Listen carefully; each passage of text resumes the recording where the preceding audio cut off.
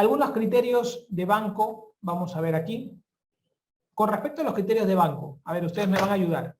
Paciente procedente de la serranía, quien regresa a su pueblo después de 10 años y al segundo día de estancia presenta dificultad respiratoria. Al segundo día de estancia presenta dificultad respiratoria, ¿no? Vamos a poner acá, presenta dificultad respiratoria. Examen físico en ambos campos pulmonares, a nivel respiratorio, aparato respiratorio, crépito, saturación al 76%, no tolera el leucomito. Esto es un paciente que está teniendo un edema agudo de pulmón por un tema de altura, ¿no? El famoso soroche. Generalmente cuando nosotros encontramos edema agudo de pulmón asociado a la altura, esto se aprecia a partir, generalmente, como su nombre lo dice, del segundo día. Generalmente los pacientes que sufren esto son pacientes que suben más de 2.500 metros, ojo, más de 2.500 metros sobre el nivel del mar y que han estado mucho tiempo fuera de lugares de altura, pues pueden tener un edema agudo pulmonar de altura. Ten cuidado, esto aún más cuando la altura es mucho más alta. Tengan mucho cuidado con ese aspecto, ¿ok? Paciente de 65 años quien se encuentra postrada tras largos años, además presenta celulitis en miembro inferior derecho. Ojo, te habla de postración, te habla de que hay una celulitis, todavía te dice, en miembro inferior derecho. Sufre de manera brusca dificultad para respirar. ¿Cuántas cosas, la palabra de manera brusca, cuántas cosas pueden ser? Dificultad para respirar de manera brusca. ¿Con qué examen complementario confirmaría el diagnóstico? Te dice. Cuando te hablan de manera brusca, la palabra brusca, taquipnea, todo de manera brusca, significa que estás hablando ante un probable tromboembolismo pulmonar. ¿Y cómo confirmo el diagnóstico de tromboembolismo, chicos? El tromboembolismo es una placa, es un trombo metido ahí dentro de la arteria pulmonar. Y el método de diagnóstico hoy en día es el angioten. Doctor, ¿y la gammagrafía pulmonar solo lo utilizamos en pacientes que tienen alergia al yodo? Porque para el angioten necesitamos contraste yodado. Y en pacientes que tienen una creatinina mayor de 1.5. Se podría utilizar en esos casos. ¿Ok? Después con angioten hacemos absolutamente todo. ¿Ya? Y tenemos que anticoagular con la sospecha. O sea, nosotros tenemos que dar tratamiento desde la sospecha. Desde que tú sospechas tromboembolismo das tratamiento. ¿Con qué? Con enoxaparina. Cuando quieres iniciar la vía oral, vas a necesitar una confirmación por imagen. En este caso, angioten. Pero si no, con tu enoxaparina ya estás iniciando ante la sospecha, ¿no?, del cuadro. Niño de 11 años presenta fiebre, cefalea, malestar general, dolor de garganta, ronquera y acceso de tos seca exigente. Tiene 11 años, tiene tos seca exigente, dolor de garganta, ronquera. Dice, al examen crépitos difusos, radiografía, infiltrados unilaterales con patrón intersticial. ¿Qué cosa es esto, chicos? Al ojo. ¿Qué cosa es? Hablen de intersticio, dolor de garganta, tos seca. ¿Qué cosa será? Excelente. Entonces, de eso se trata, ¿no? O sea, que hagan ustedes un reconocimiento del cuadro. Inmediatamente están viendo un cuadro típico aquí, ¿no? Entonces dicen, no, doctor, esto parece, tiene pinta de micoplasma. El patrón intersticial manda muchísimo, muchachos. Varón de 50 años, desde hace 2 meses, hiporexia con pérdida de peso. Ya te habla de tiempo. Y dificultad respiratoria, dice, progresiva. Al examen tiene cianosis facial, edema y circulación colateral en cabeza y cuello y región del tronco superior. ¿Cuál es la primera posibilidad diagnóstica? ¿Qué es eso?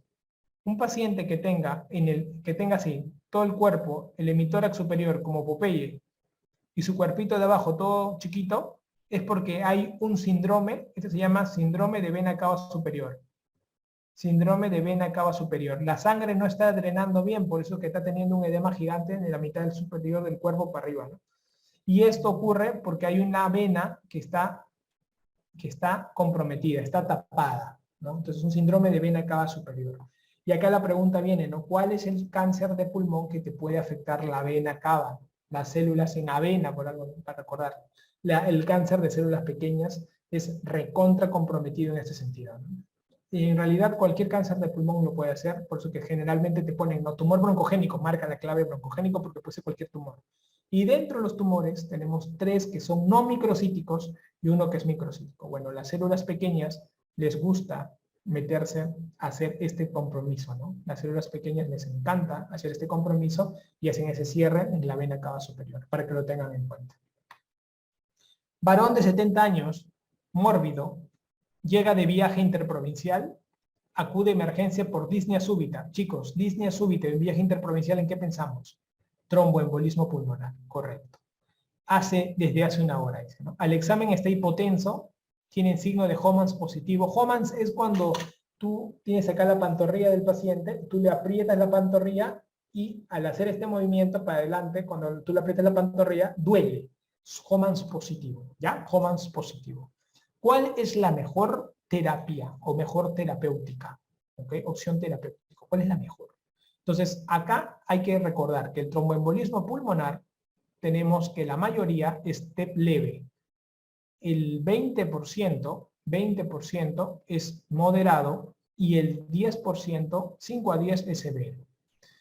Leve son las clásicas preguntas de examen que te hacen a ti. Disnea súbita, que le falte el aire, esto, tranquilo. Mientras todo lo demás, su presión arterial, todo esté normal. ¿Ok? Acá lo que se hace es anticoagulación. Rápidamente anticoagulación.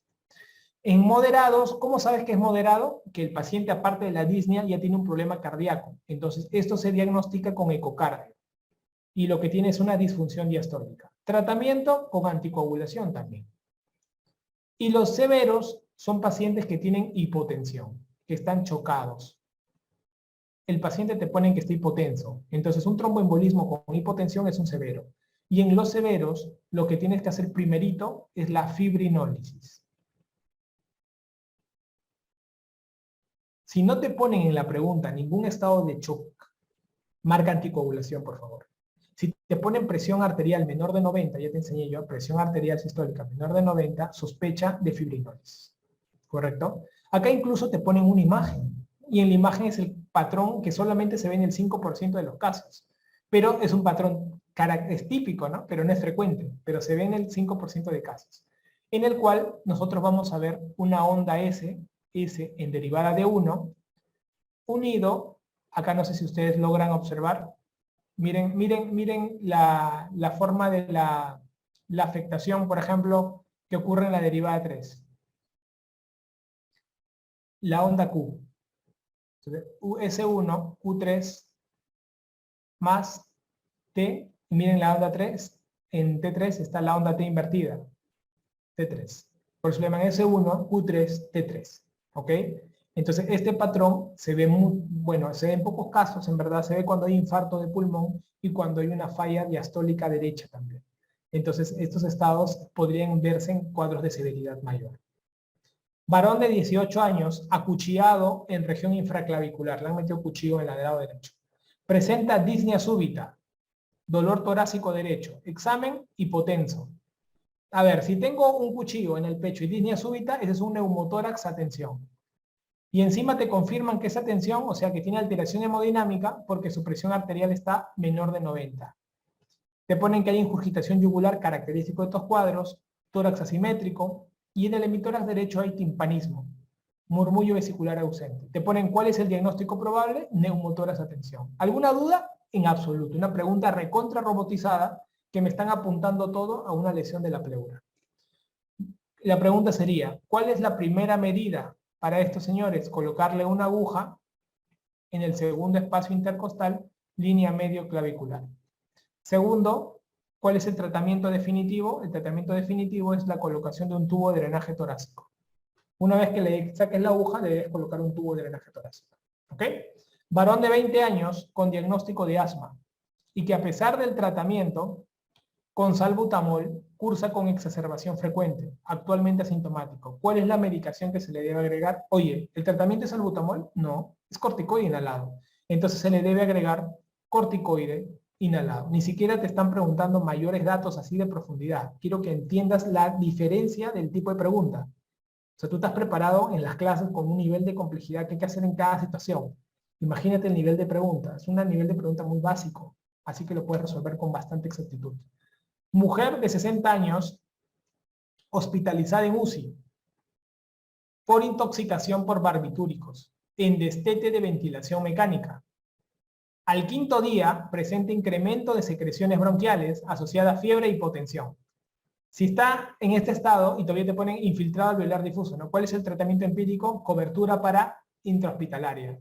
Vancomicina de frente con el MARSA, le mete submeropenén como representante de los beta-lactámicos y representante de los aminoglicosídeos le pone su amica. Y se acabó. ¿Te das cuenta? Qué importante es el esquema que hicimos en neumonía. Varón de 23 años, consulta por cuadro de tos seca, tiene 23 años, hace 2 meses. Radiografía de tórax, vemos borramiento del ángulo costofrénico, o sea, hay derrame pleural.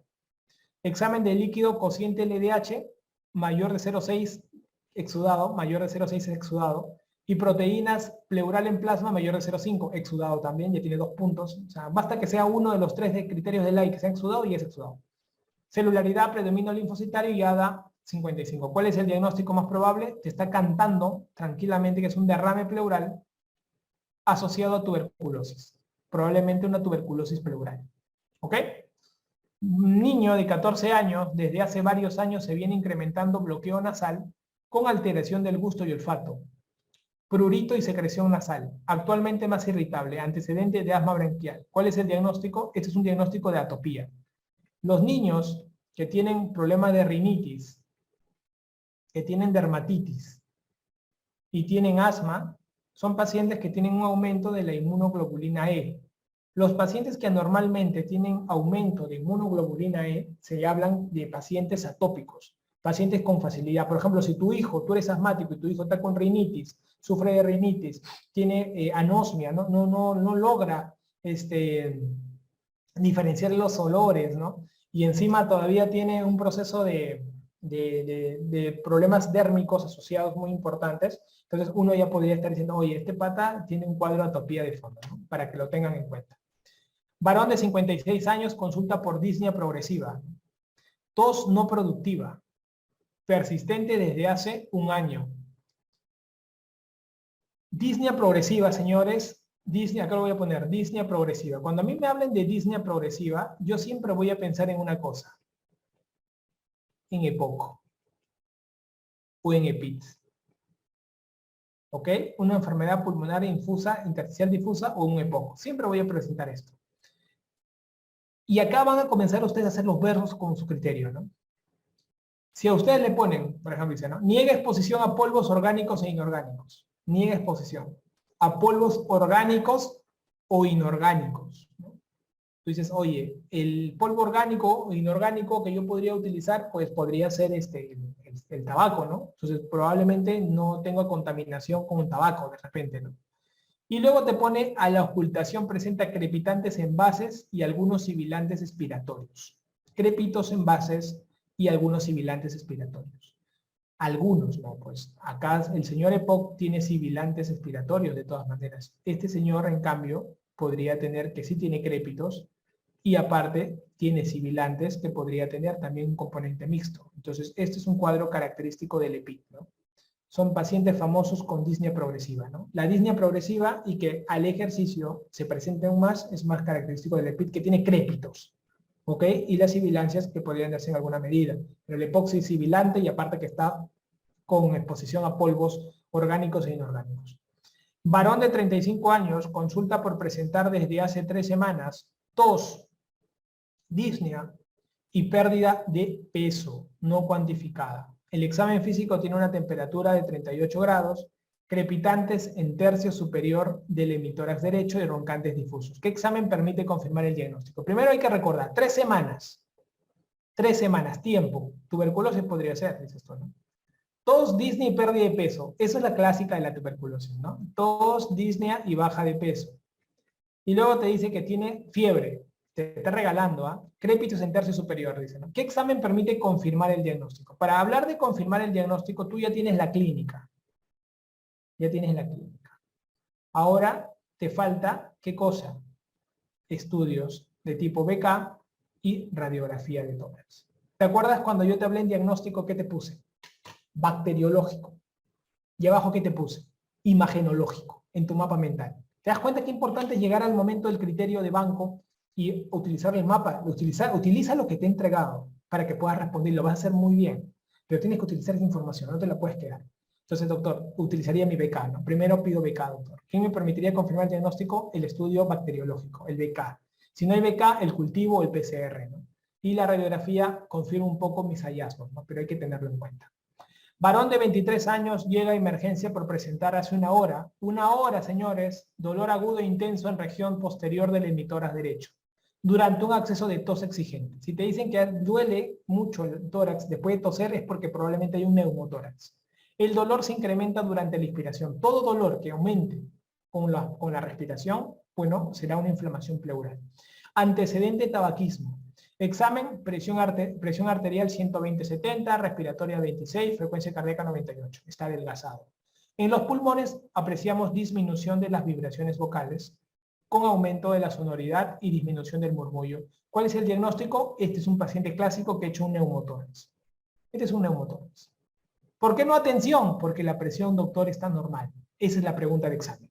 Si tu presión está normal, neumotórax. Si está alterada, baja, neumotórax, atención. Para las preguntas de examen, ese es el reconocimiento del criterio. ¿Ok? ¿Cuál es el esquema para tuberculosis simple según la norma técnica peruana? Ya lo saben, ¿no? Ya lo saben. 2 primeros meses, isoniazida, rifampicina, etambuzol y piracinamida. Y los otros 4 meses, la isoniazida y la rifampicina 3 veces por semana. Antiguamente era 2 veces por semana.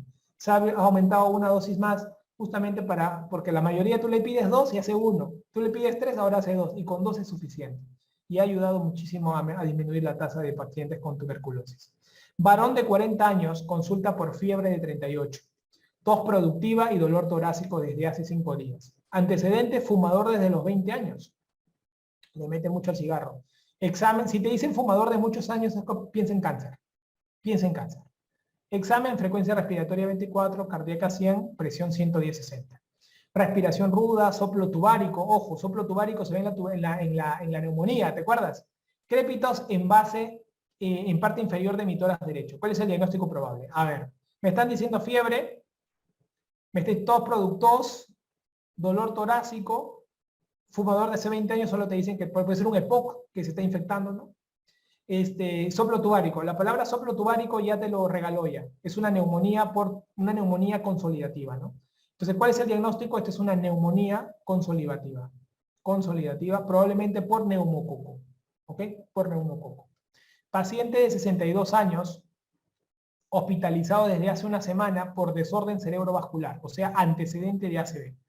Presenta fiebre, tos, más tos, con expectoración purulenta. Chicos, ¿qué cosa es esto? Si ella te está diciendo purulenta es absceso y tiene un problema de ACV, es por eso que tiene el absceso. Crépitos y subcrépitos en la base del emitórax derecho. Se sospecha de neumonía intrahospitalaria. ¿Cuál es el tratamiento etiológico más frecuente para iniciar tratamiento empírico? ¿El etiológico cuál es? Pseudomonas, Staphylococcus aureus, anaerobios. ¿Cuál será? Si yo tengo un paciente con sospecha de neumonía intrahospitalaria y que tengo una expectoración purulenta y he tenido un accidente cerebrovascular. ¿En qué estaríamos más o menos pensando? Claro, exacto, en anaerobios. Si no me hubieran puesto el tema del ACV y el tema de la parte purulenta y todo ello, uno diría, probablemente una pseudomona, un Staphylococcus aureus, ¿no? Es que probablemente es los tres. En estos casos, probablemente son los tres. Pero si te hacen enfrentar a los tres y te dicen escoge uno, si es aspirativo, por un desorden cerebrovascular, entonces sospecha de que hay colonización bacteriana anaerobio, ¿no? Pero se cubre para todos. Le das una cobertura brutal aquí, ¿no? Le metes su imipenem, acá le metes meropenem, vancomicina, aminoglucosa, le metes con todo para cubrirlo. ¿Cuáles son los componentes del complejo primario tuberculoso? El foco de Gone, la linfangitis, ¿no? Que se ve a veces como una línea así entre el ilio y la zona del foco, más ganglios, ¿no? Más ganglios pulmonares. Cuando los ganglios se calcifican, ya no se llama complejo de Gone. Por eso se llama complejo primario, ¿eh? Porque es el complejo de Gone. Se llama complejo de Ranke. ¿Cuándo se habla de complejo de Ranke? Cuando hay calcificación de los ganglios pulmonares. Entonces, eso hay que tener en cuenta para las diferentes preguntas que nos puedan venir. ¿Ok? Muy bien, chicos. Eso ha sido todo por la clase de hoy. En la otra semana tienen un examen, que es el examen de cierre de preinternado, el examen final de preinternado.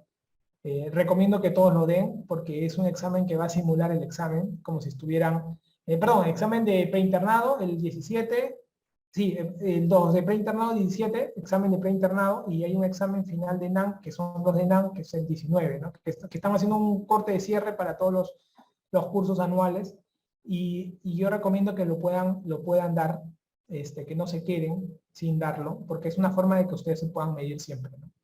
Y cada uno de acuerdo al grado de complejidad. Incluso para los chicos de residentado médico estamos haciendo un adelanto de examen de residentado médico y todo ello. Entonces, es bueno que cada uno sepa a qué digamos, se está enfrentando, ¿no? Para mí ha sido un gusto poderles dictar todo el año las clases cuando nos hemos encontrado en vivo. Hay una parte de clase que ya ha sido grabada, que les debía de la fase 2 de la parte respiratoria. Y bueno, vamos a tener una tutoría de despedida también, donde van a estar con sus tutores también. Es una cosa de término, de todo el bloque de secuencia de clases que se han venido dando, ¿no? Es increíble, pero es una cantidad enorme. Su portafolio, a mí me da pena ver el portafolio de clases de todo el año y ver que todo eso desaparece completamente al año siguiente y nace nuevamente de cero todo el sistema, ¿no? A actualizarse en todos los bloques, ¿no? Gracias a ustedes que siempre nos permiten dar esas recomendaciones, esas mejoras que uno con todo el equipo técnico y de profesores nos sentamos y analizamos si hay que mejorar esto y lo otro, y esto nos permite pues seguir tratando de darle siempre lo mejor en cada dato que damos y que sea rentable sobre todo, ¿no? Para que no pierdan tiempo, pero a la vez tengan la mejor información que pueda complementar la universidad, que complemente el hospital, ¿no? Y que ustedes puedan tener una información de mano de gente especialista, ¿no? Y eso les va a dar confianza para que ustedes puedan responder con mayor facilidad cuando estén frente a los pacientes y con facilidad con el examen, ¿no? La mejor data y la mayor cantidad de data que a ustedes les pueda sobrar. Y eso se trata todo esto. ¿Ok, chicos? Les dejo un fuerte abrazo y ya nos estaremos viendo. Cuídense todos.